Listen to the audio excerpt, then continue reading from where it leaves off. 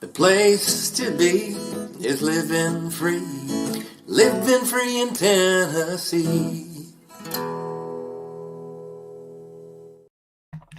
Welcome to Living Free in Tennessee, where we talk about building the life you choose on your terms. Today is Monday, August 11th, 2025, and this is episode 1070 of Living Free in Tennessee. And I'd just like to welcome everybody to the live stream. You know what to do. Like this, share this out to anybody you think should see the show. And we're going to talk about homestead burnout today. That's the main topic that we're talking about. But of course, it's a Monday show, so we cover our usual segments like Tales from the Prepper Pantry, or we have a frugality tip in this week, Operation Independence, all the good stuff. So it'll be a fun show. But the topic of homestead burnout came out this morning when I posted on social media. What do you guys want to hear about? There are a couple other topics that came later in the day. So I'm sure we'll get to those as well. Before we do that, though, I want to talk about our featured event of today's show. And it is the August 23rd Curds and Connection Cheese class at the Holler Homestead. There's going to be a wild edible walk right before it at 8:30 in the morning that if you've signed up for the cheese class, you can come do that for free. Kerry Brown from Strong Roots Resources is coming out, and he's going to do a forage walk, and then we're going to take things that he forages and build it into the lunch where we pair cheeses with other tasty bites. And that should be a really fun one. I also want to thank two sponsors of today's show. And those two sponsors are, first, Strong Roots Resources, who is right here in the comments. Kerry Brown from Strong Roots Resources is our featured sponsor today. And what Strong Roots Resources does is they do permaculture consulting. And they can do it on your property, but there's very limited access to that. So I highly recommend that you check out some of their classes, which you can do on site at Strong Roots Resources. Check out more for that at strongrootsresources.com and tap into the permaculture education, consulting, and training that they do.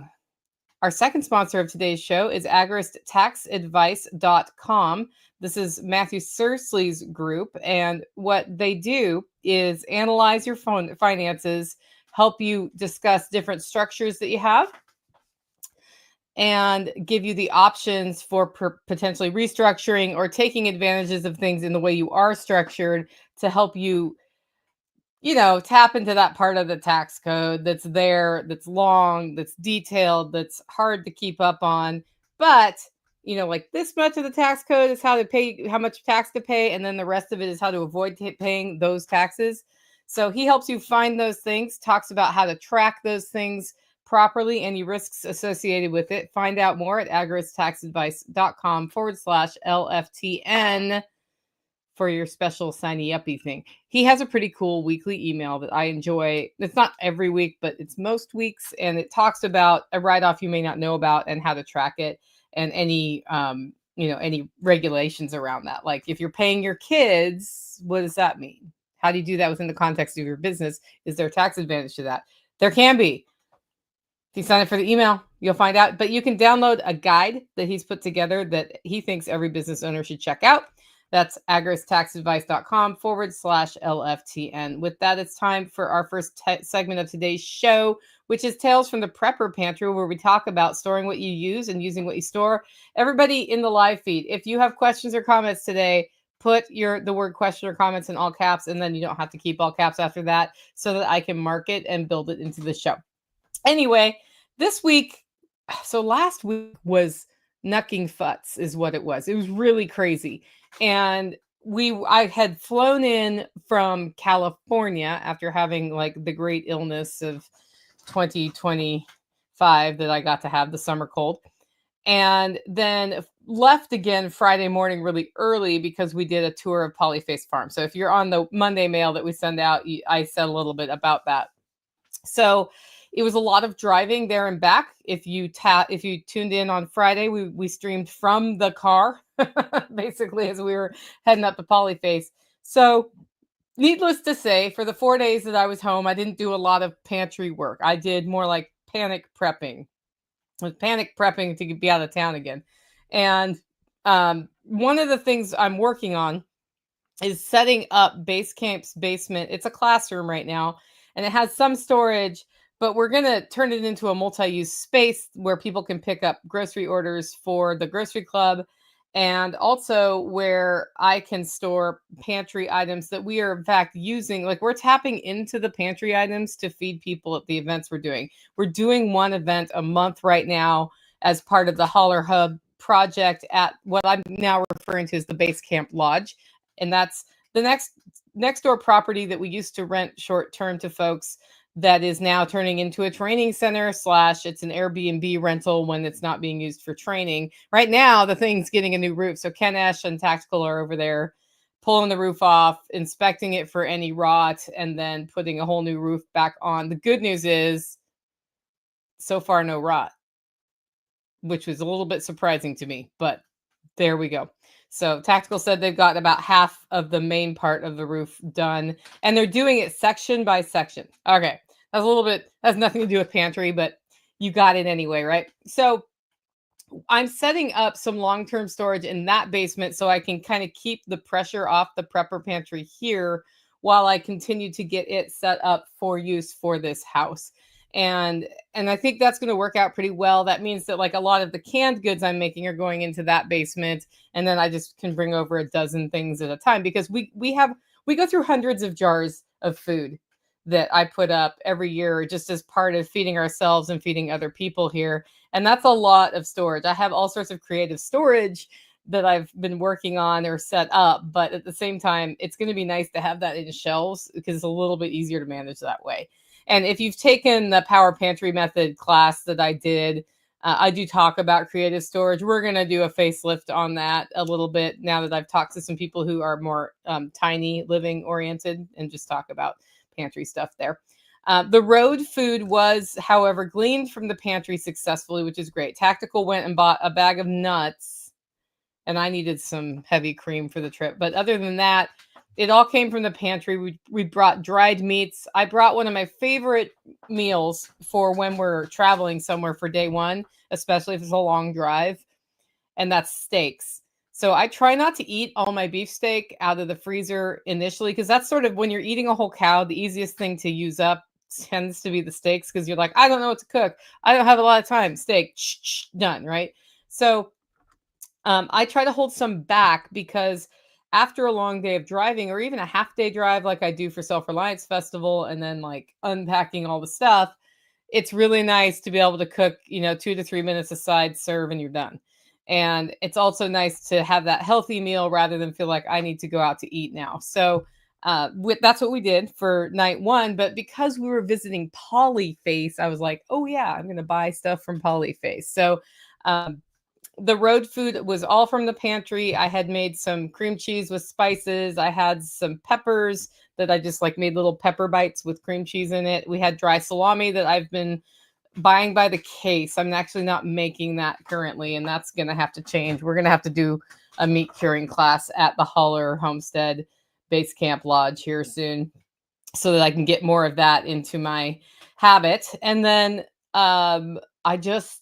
I hit the Polyface store, and I hit the farmer's market in Staunton, Virginia. And that's all we needed to do. It was super easy. We had everything we needed. We didn't need to stop for fast food along the way. So that's healthier and costs less money, except for actually when you're sourcing high quality food from farmers, sometimes it costs more money than the cheap stuff at the grocery store. But I don't compare the way we eat with the cheap stuff at the grocery store. So that's just like, that's the asterisk. If you're living on a budget that's like absolute cheapest stuff at the grocery store right now, because that's what you need to do, keep doing it. Do the best you can. Do the best you can to cook your home meals, and do the best you can to save enough money so that you can kind of either be producing your food or at a higher quality, or get to where you can go to the higher quality food. But it is actually, if you stay on the cheapest whole foods and stay away from the grains and sugars, you actually do okay health-wise. You just get a little bit more nutrient density in the things that are that are raised regeneratively. So, and that's, for me, that's worth every penny, because I see that as like putting money into our nutrition rather than putting money into the doctor. Anyway, I'm shifting my focus to a fall garden focus, and you'll hear like why that has sped up a little bit today or this week. I was sort of dragging my feet. I almost came home from Staunton with some starts from the farmer's market because I still haven't gotten my fall starts inside started. I'm just going to seed outside and see how it goes, and I'll probably do some starts of some things that I know do well into the winter, like cabbage can handle some frost and broccoli can handle some frost. But I'm going to direct seed that stuff too. I'm going to put beets out and see what happens.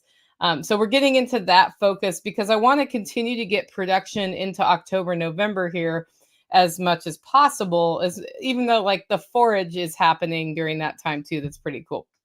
I also have a lot of sweet potato vines, so I'm going to be cloning some of those, rooting them, and moving them to some of my other beds just to keep something alive in any of my beds as we get into the dog days of summer when everything in my garden likes to die because it's super hot, right?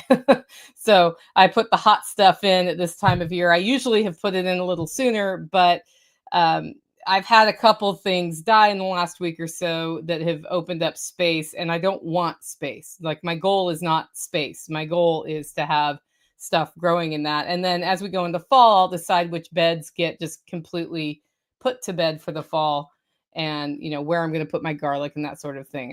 I barely grew enough garlic for us this year in just one bed, and so I'm trying to think I might see if we can get the second bed up over at base camp before garlic planting season and have a bed of garlic there and a bed of garlic here, and then that'll really help us increase the garlic planting.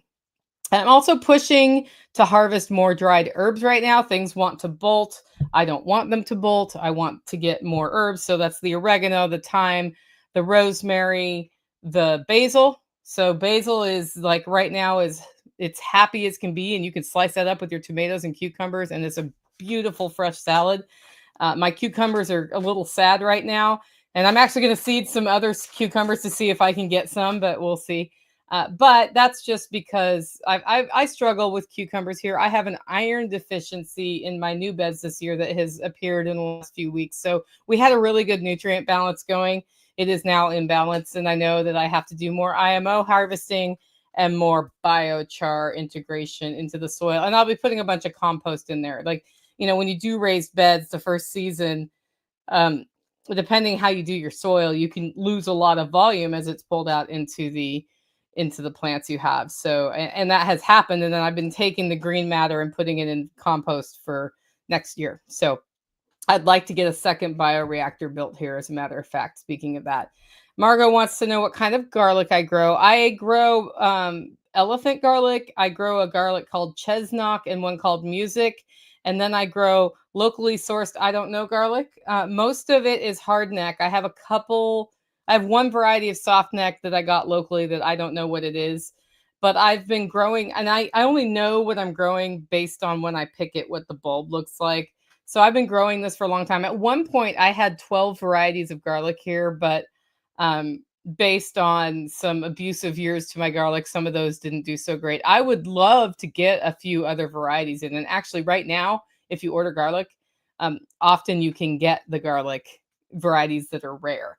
And it's kind of fun to have those rare varieties. But I don't subscribe in the growing world to putting things neatly labeled by variety in places, because I can tell what it is when it fruits or when it's time to harvest it in most cases of things. So like cilantro is cilantro, or different varieties of dill look different, or different varieties of tomato look different. That can get you in trouble though. My dad did that, and he mixed an orange tomato with a red tomato plant, and now he's like, is that a red tomato that's orange, or is it an orange tomato that's ripe? So he's been kind of struggling with that one. So you do need to watch out. I do think I'm going to go back to lemon cucumbers next year and try to do some of those, because I was in Oregon and those are delicious. And I am having better luck with all of my vegetables that don't do well here just by adding the biochar and being really purposeful with the composting tea. So I know this is supposed to be about the prepper pantry, but the way I fill up the prepper pantry is from the garden. And so a lot of what's happening at this time of year is things from the garden are getting preserved and put into storage. And that dried herb and dry tea storage for me this year is super important for two reasons. One, we are selling them at the Holler Hub at the Base Camp Lodge. And that means that if people buy them, I have fewer of them. And also, I'm really pushing, unless it's an exotic herb, to produce as much of our herbal needs here as possible. That's an area I haven't really focused on. And it's an area that's, once you get the system in of growing them, it's actually pretty easy to source your herbs from your property. And then, A, herbs are expensive at the store, and B, you get more of that like fresh flavor. Like the herbs I grow here are different than what you buy in a little jar at the grocery store, because the ones at the grocery store usually have been in that jar for a long time. And for me, it's sort of an annual replacement that happens both on the herbal tea side and on the herbs that I'm using. So anyway, that's why I'm talking about the garden. Okay, next up we have a frugality tip in from Margot, and Margot says, before making a large purchase, check multiple sale sites.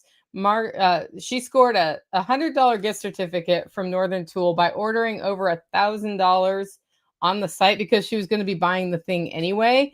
So a little bit of extra time can really connect you with some extra value, and getting that in-store coupon was pretty cool. A little research helps. So if you know you're going to buy something like a Harvest Right, A, use my affiliate link, but B, see if there's any Harvest Right specials you can tap into, right? So that's a really good frugality tip. And I know that when we were doing the coffee pre-buy, the same thing happened. If you bought $1,000 worth of coffee, you got a $100 gift certificate. So JS, just saying. And then you got $1,100 worth of coffee for $1,000. So that's not an unusual sort of gift that you might get from somebody. Great tip from Margot. Next up, we have Operation Independence, where we talk about building local ongoing revenue into our lives and avoiding the need to pay a dude so you can fill up your independence fund. What's the independence fund? If you're new to the podcast, you don't know what the independence fund is. So when we make money, we pay taxes on the money called income taxes. And for many of us, that's up to the tune of 20 to 30%. So if I pay a guy $100, I had to earn $120 something, right? To get that money. And then I pay it to that person and they pay taxes on it before they can spend it on something. So the independence fund is when I don't have to pay that, I get to take the amount plus 20% ish. Like the math is not exact. So for all of you people who are screaming at me about the math, I get it. You can figure out your exact math on your independence fund. When you don't have to pay a guy and it's something easy, then your independence fund, if you avoided paying 100, you get to add 120 to that. So that was a gamification that we did when we were really looking at where our money goes, which is something that we still talk about here.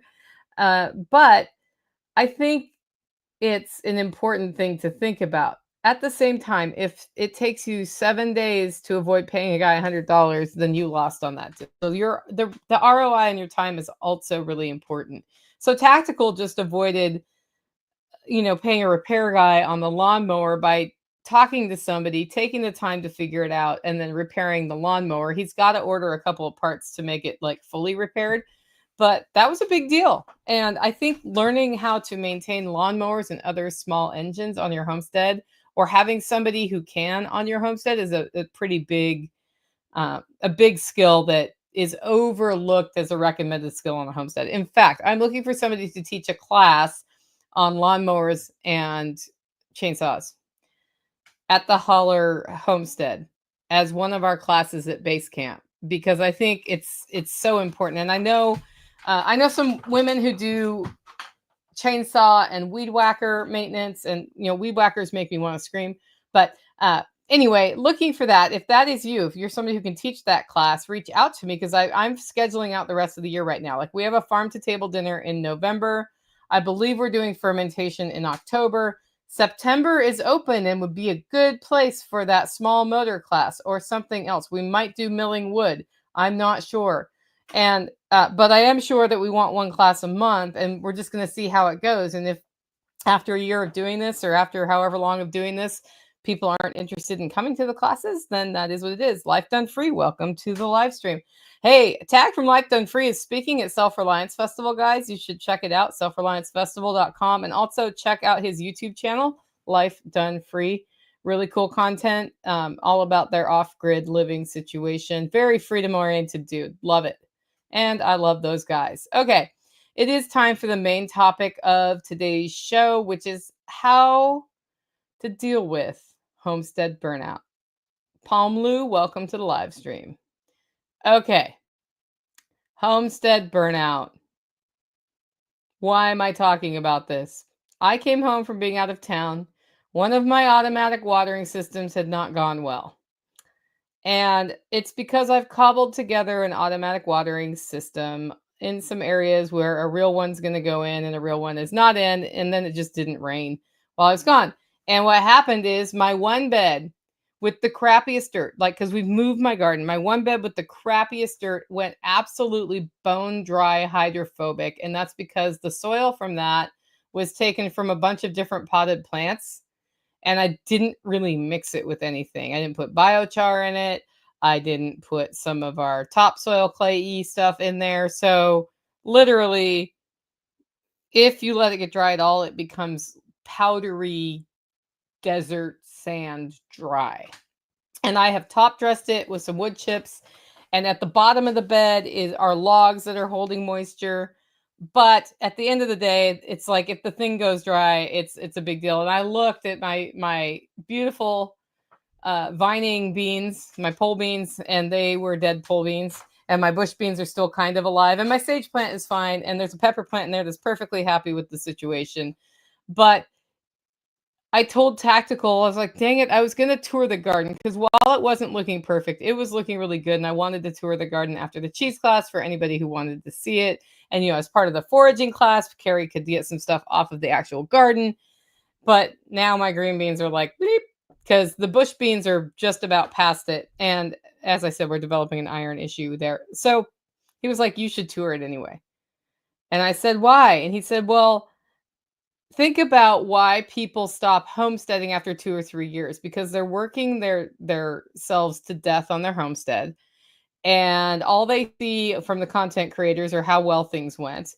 And they have failure after failure after failure. And it's demoralizing. It's a lot of work. And they're like so panicked about not being as good as these people that they follow that they burn themselves out and they like go back to the city.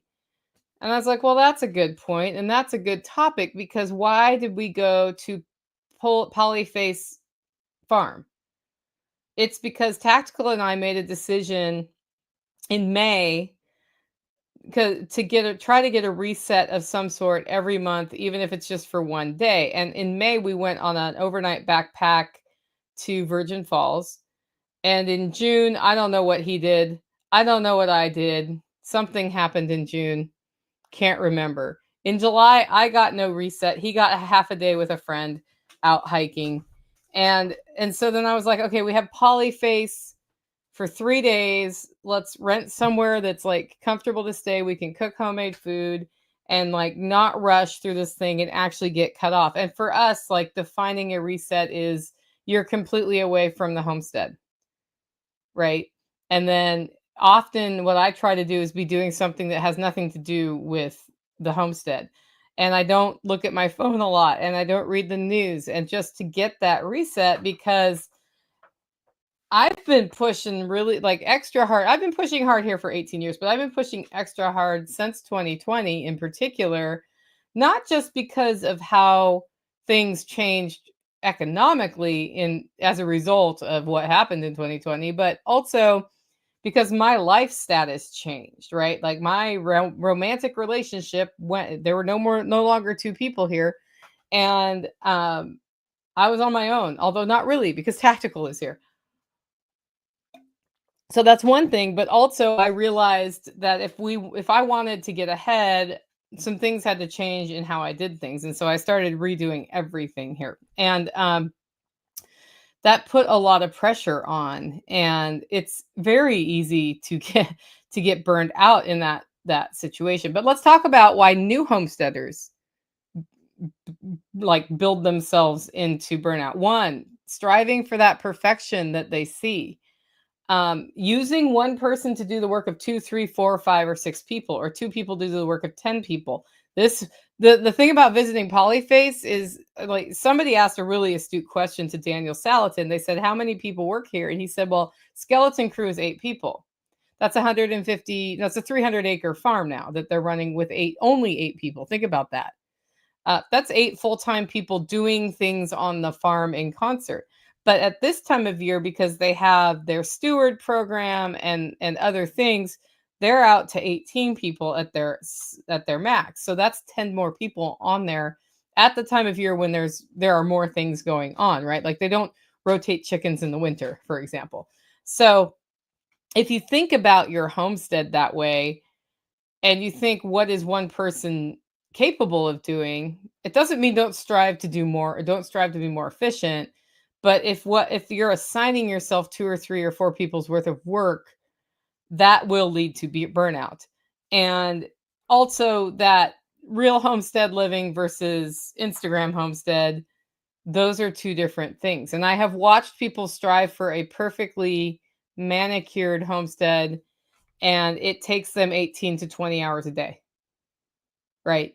And that's great, but that means you don't have time to cook your meals. That means you don't have time to do your laundry. That means you don't have time to heal your body or to get enough sleep. And when you are trying to sleep, you're worried about it. This is how we get burnout. Really, it's the same reasons that you burn out on anything that you never walk away from. The challenge with a homestead is it's pre-built to create burnout because you live there. You are always on your homestead and you see it all the time, and then you can't walk away. Some people who are very good at assessing what they're capable of and being disciplined about saying no never end up with homestead burnout, by the way. I've met some people like that. It's really cool. I'm not that person, and I'm guessing a lot of you listening to the show are not that person. And we, who have been homesteading longer than some of our newer listeners who are just now homesteading or just starting to think about homesteading, we get asked questions and advice all the time. If we can't figure out how to run our homesteads without burnout, how can we give advice to new aspiring homesteaders, right? Like, it's our job to help them start without giving themselves burnout if you're going to be mentoring people. And inevitably, when you run a homestead, eventually you mentor people because they see what you're doing and they're like, how do I blah, blah, blah. And if the answer is, well, you work 23 hours of the day and sleep an hour, then that's not a good answer, right? So, when you think about why people get into homesteading, the homesteader's curse is you're really excited by all these new things, tend to be a polymath, right? You're interested in anything from learning the theory behind rotational grazing to spinning wool to cooking good food to I don't know what, scaling things in business. Maybe you're a web developer too. Like, I was a web developer. I was a marketing consultant. I was an executive coach. I worked in public policy, so I was super interested in the data behind pensions, for example, which has nothing to do with homesteading. I was a musician. I still am a musician. I speak German. I read more than probably most people in the world in a year, and also really interested in from scratch living. So I love high quality food. I like raising the food. I love working with livestock. Like, the list just goes on and on. And a lot of people who get into homesteading are like that. They're just like really interested in everything. And that's actually a curse on the homestead. If you are interested in everything and you try to do everything, eventually everything comes crashing down on your head. So I've told this story a lot of times. The first year I grew tomatoes here, I had an amazing year, and I had 8 or so or 10 plants, and I canned it. And it was like the first time I canned tomato sauce, and I put it up, and I was, I used it for half my winter, and I felt very proud. And I was like, if I can do that many plants, I can do 140 plants. And I tilled up. Yes, I tilled. You can curse me. I didn't know about permaculture yet. I just knew about organic gardening from Oregon. Tilled up a plot that we call moonshine plot, which is now where there's a chicken coop with no chickens at this moment.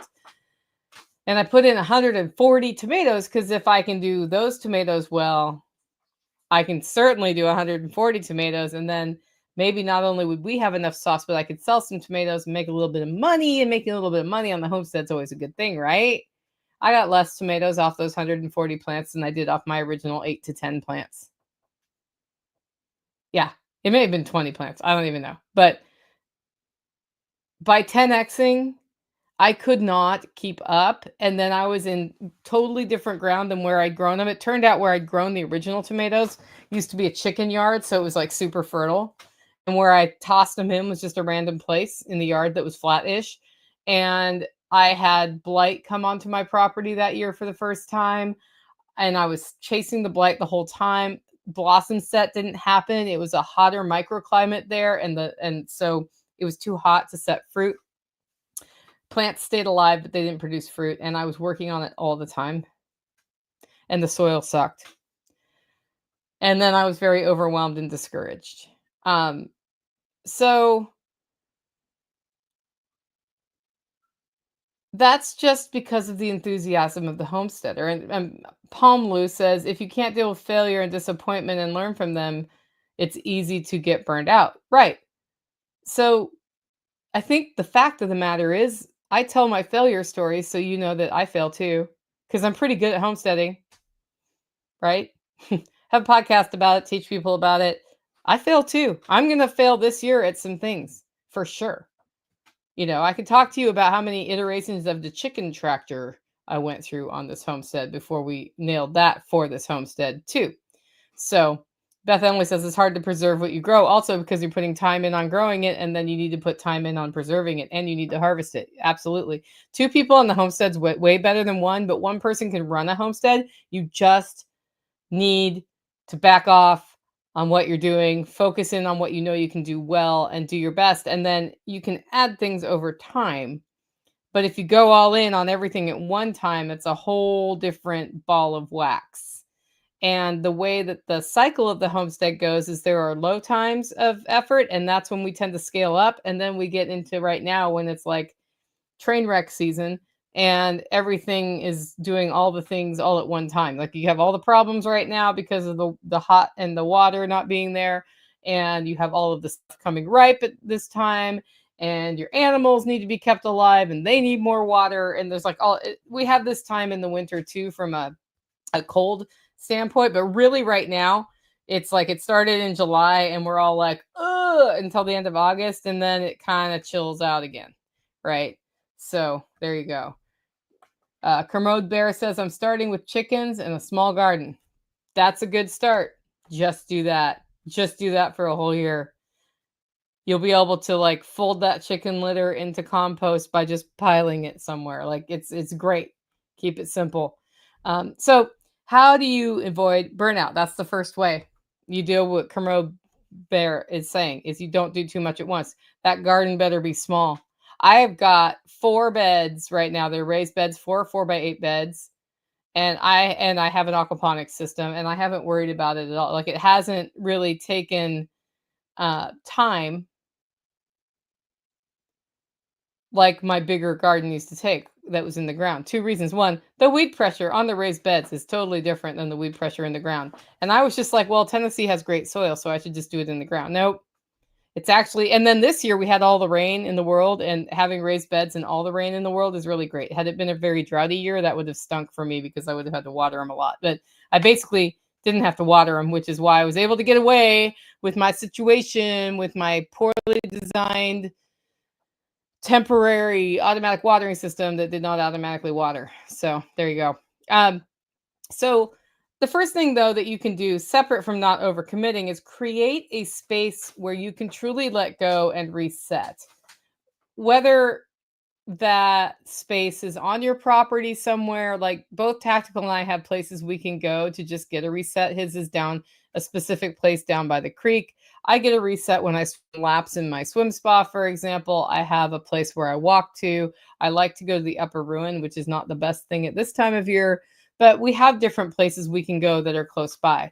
It also might look like putting together your zone zero, your home, so that it just works and it's easy to maintain for you. And you have a place where you can go read a book in your cozy reading corner or watch a movie if that's what you'd like to do. Kerry from Strong Roots Resources says, you accept that burnout is happening. Yeah, identifying it's happening is kind of important because that's how you start dealing with it. Have other interests and hobbies. I go sing in a choir every Monday night. It's a classical choir in Cookeville, Tennessee called Master Singers. Has nothing to do with homesteading. I told you guys I was a musician. I'm very into classical music, among other kinds of music. And that for me, when I first started doing it, kind of saved my life because I was like overly focused on public policy at that time. And it's just like that creative, mathematical relationship, linguistic relationship to music was a big deal. And it like connects to your emotions, right? Adjust your expectations before you start. I went into this year with 4 brand new raised garden beds. Each one of them has a different strategy for how I did the soil.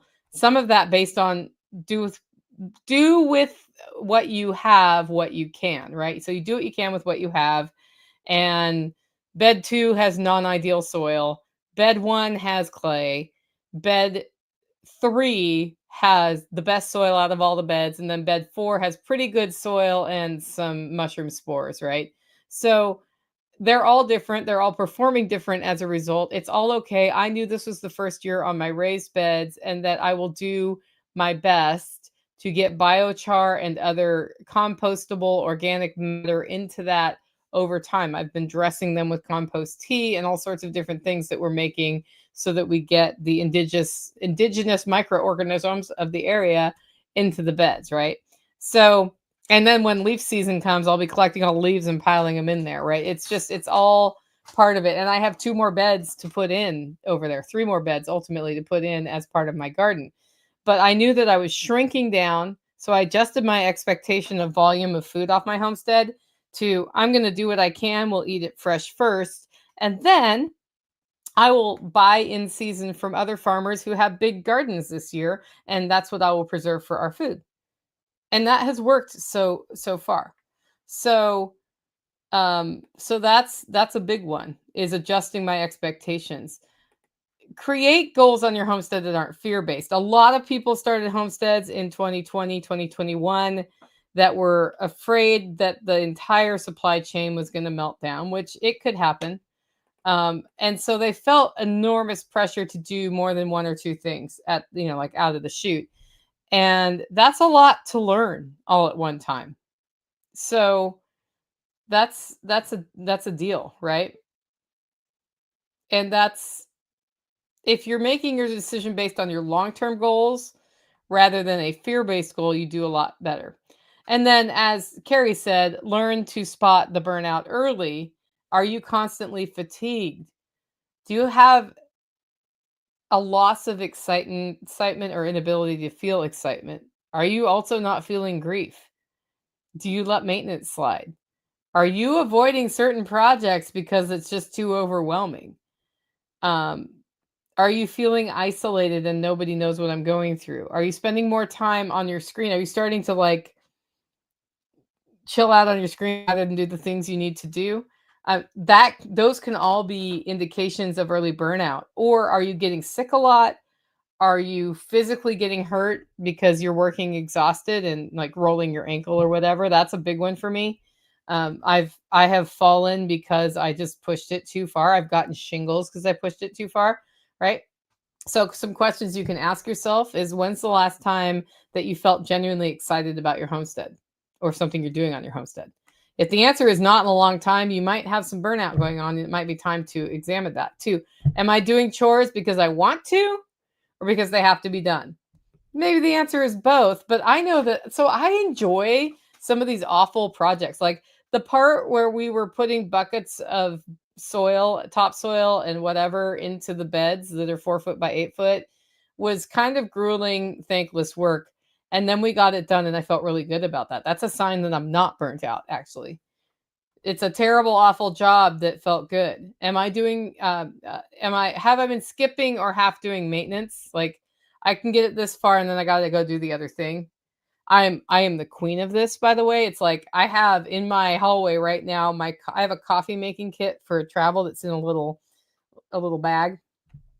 And after a trip, I clean everything in it and then I put it back away in my closet. Well, my closet's, there's a living room, there's a little hallway, there's my bedroom, and there's a closet in my bedroom. It's sitting in the hallway because I got it all clean, put away, and put it in the hallway as I walked by going somewhere else. So that's a skipping doing the whole thing sort of thing, right? Like the putting it all away is to get it all the way into my bedroom and into the closet. And I do stuff like that all the time where I move things about, most of the way up. I'm pretty sure that we have filters that need to be cleaned in the pump house that is not getting done today because a different priority comes up. That's just normal on a homestead, but if you're doing that all the time and it's super important maintenance, or your own physical maintenance, like getting your walk in every morning or getting that exercise in or making time to make a meal plan so you eat healthy, you might be going into burnout. And then, do I avoid projects because they feel overwhelming, or certain animals or certain areas of my homestead? I can't look. That's a sign of burnout, guys. So I got a question here from Amy. I need a farm sitter, but I'm an introvert who works a lot. I am the digital past queen for those reasons. Um, I think the question here is, how do I find a homesteader? So I have found homesteaders. They find me mostly, or house sitters, because I get out and talk to other homesteaders. So two things: can you make your homestead modularly maintained so that you can communicate it? And I will say that we just had a house sitter for 3 days, and I'm sure she could tell us a lot about how we should organize how we talk to house sitters, and I actually should ask her that question. But what Tactical realized is he was not as modular as he thought he should be.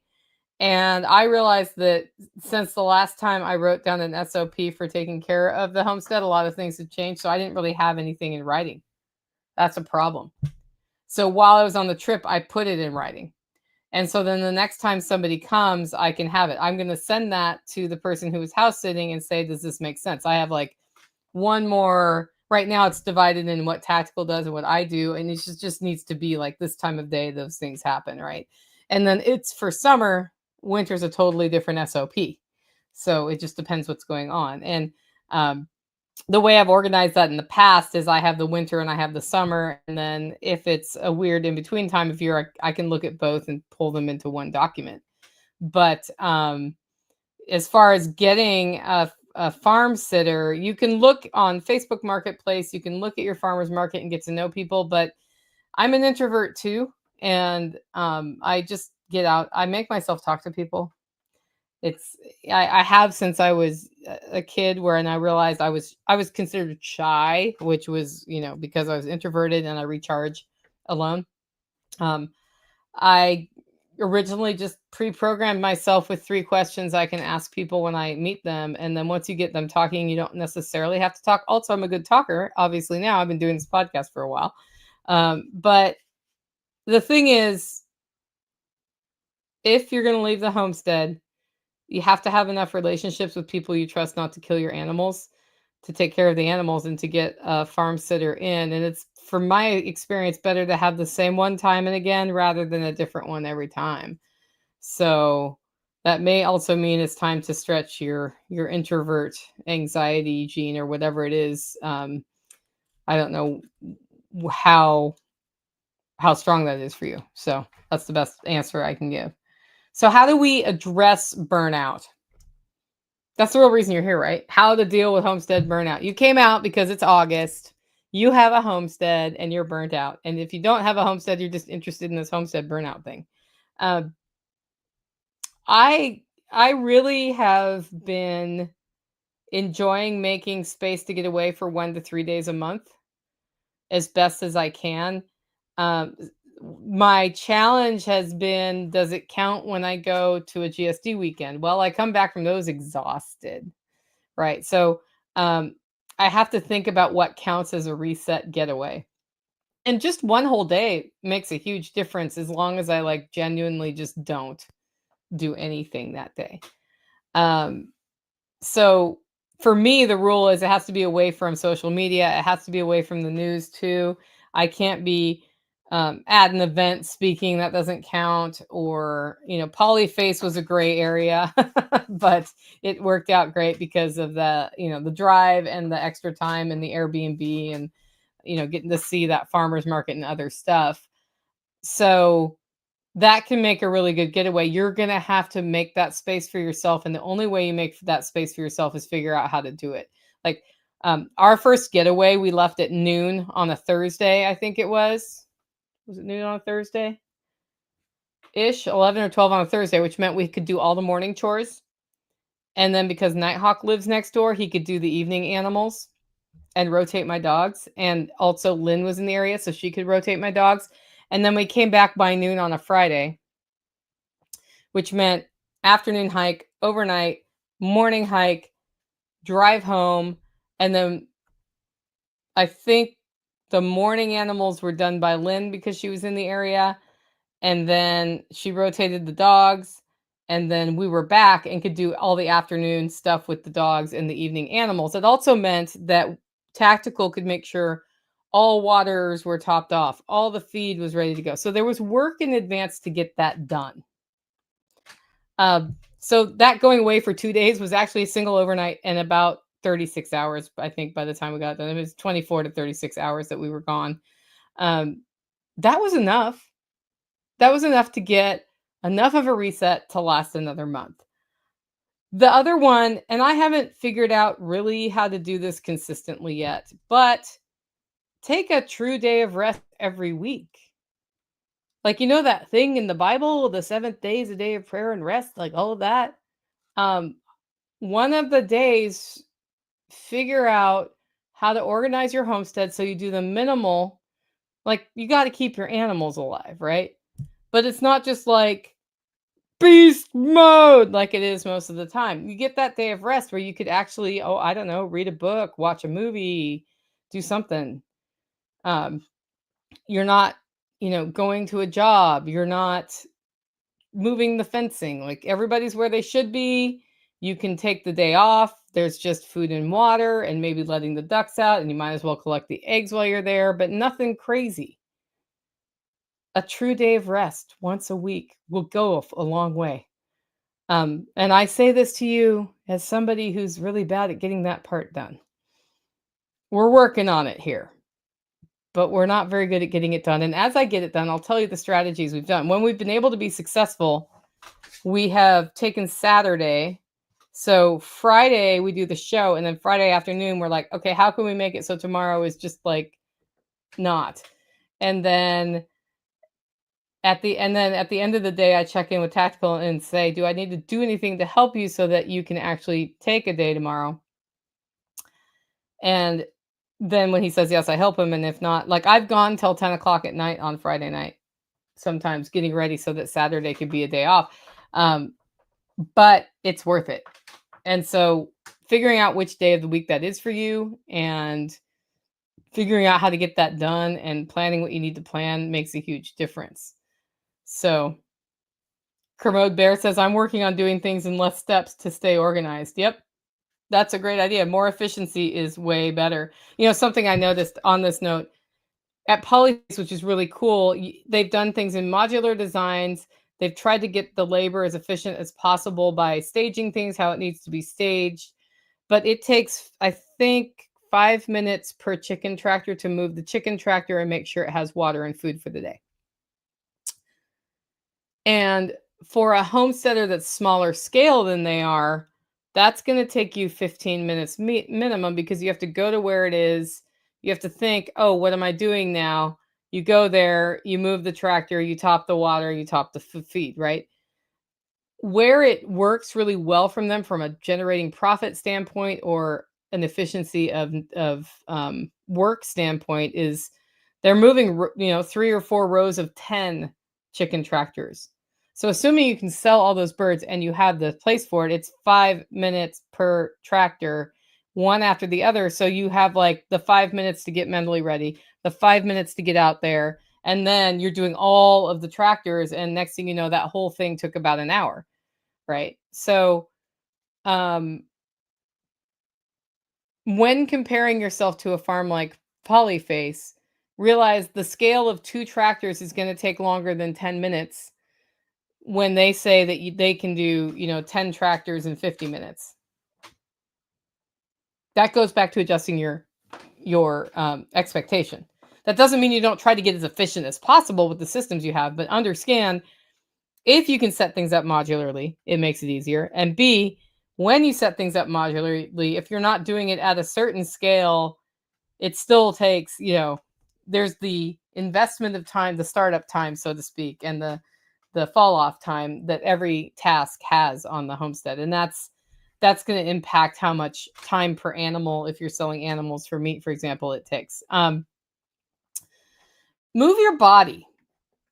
This is something that homesteaders don't think about. We're out there busting hump all day. Why do I need to work out? Well, because if you don't get that yoga in, or Pilates, or a walk with your dogs, or stretching, or weightlifting, or whatever it is that you do, or balance work, like, you're doing the same motions on your homestead, and you may not be holistically getting your body to move. And if you're starting to feel burnout, making sure you're being good about your daily workout and other parts of daily habits that you should be taking care of is more important. It's so easy to deprioritize that then you end up with a health problem that you have to work through that makes your homestead duties harder because you didn't do that one thing every day. And the whole purpose of living this lifestyle is it is healthier if you do it right, right? So Margot says, I get a massage weekly, almost weekly, to keep my body moving. Yeah. See, prioritize your body. And then also, when you're feeling the signs of burnout, assess what you're eating and drinking, because what we tend to do is default to the fast and easy, which is typically the less healthy, or use alcohol to numb things, which can build up in your system and then make your daily tasks harder. So again, doubling down on what's my nutrition? Am I taking proper care of that? Is my gut bacteria being taken care of? Am I making my kefir every day, or whatever it is that you do that works for you? For me, whole foods cooked here is the gold standard. And when it gets really frantic for like we're in frantic self-reliance festival mode between now and October 4th and 5th when the festival is, right? There's just so much to do. I've got to get all the sponsors to tell me yes or no finally. Some of them are saying yes. The ones that are saying yes need to get logos on the website and get signage ordered and all of that, right? I need to make sure all the speakers really are coming who said they're coming. I need to make sure all the demos are explained on the website so y'all know what's going on. Is there a weaving demo? Only way to know is on the website. Doesn't work if I don't get it on the website. So like that starts getting really busy. And I start thinking, cooking for an hour at night's a problem. Well, that's a reset. So what I do is I try to make whole foods that I can cook in half an hour to cut the time down. And then I'll tell you what, that last week, there's a lot of either steaks or cauliflower crust pizza, or, I'm going to go to the Mexican place that happens. But that's not the best thing for me at that time. What I should be doing is really making sure there's whole foods, really doubling down on my nutrition, making myself go to bed, working on the sleep. Because when you do that, you actually get less burnout and you get more done in the time that you have. Do follow homesteaders who show you their actual failures and talk about lessons learned. Like I'm going to do a thing on my garden failure and talk about lessons learned. I've had a sprinkler on that bed for this whole show because it went hydrophobic. And that means that the microbiology formed little shells around themselves to protect themselves and keep themselves from dying. The good news is it's only been that way for, maybe 3 or 4 days, because it was probably dried out when I left because I didn't check it, which is on me. And that means they haven't been that way for months. And the fact that the dry, hardier plants are fine in that bed tells me that it hasn't been that way for very long. But when I watered it today, I watered it last night, I watered it this morning, I watered it at noon. I went out there right before the show, put my finger in, dry as a bone. And I was like, that's it. We're putting the sprinkler on real low so that it just kind of stays wet. This is going to wash some of the nutrient away, but it's going to wake those spores up and turn them into microorganisms again. And then we're not going to let that happen. And I actually the funny thing is the sprinklers that I had ordered to get this all finished arrived today. Probably while I was on this podcast, they arrived. So that'll make the whole thing way easier to deal with. So, but if you're following people who never, like, okay, if you follow Joel Salatin and he basically never has a failure, I get it. He's been at it for 40 years. I would posit that they still have problems come up. Daniel didn't hide anything. He's like, yeah, somebody said, wow, you've really got things down here. It looks like it's well run. He's like, I'm glad it looks that way. Like everybody else, we have those days, or, at the beginning of the season when it's a whole new staff and we're figuring out, we're like, blah, some days. And I appreciate that candor, because knowing that they have that issue after 40 years, it's going to make you feel less alone. Feeling less alone will help you feel less burnt out, right? So follow homesteaders who show their failures and tell you what their lessons learned on. And then scale back without feeling like you failed. Because if you're in a state of overwhelm right now, is it just for a couple weeks because it's August? Or is it because you literally decided to do bees, sheep, chickens, garden, ducks, and rabbits this year, and that's 6 things, and you've never done any of it? Oh yeah, and you're canning everything and you're cooking everything from scratch, and even your ketchup is made from scratch. That being said, I'm totally going to do a condiments class, homemade condiments class at the Base Camp Lodge in the next year. So, I mean, the world is messy, and there are times where it's more work and less work. That's part of the natural flow.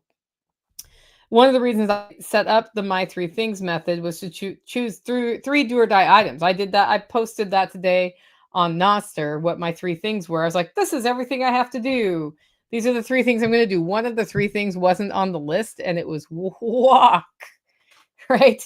I was like, nah, actually, one of those things is walk. And that's reminding myself to take care of myself so that I have a well from which to pull to move forward. Because you can go a month or 2 in burnout, but eventually it's going to catch up with you. You're either going to, I find that Mother Nature causes me to have to, I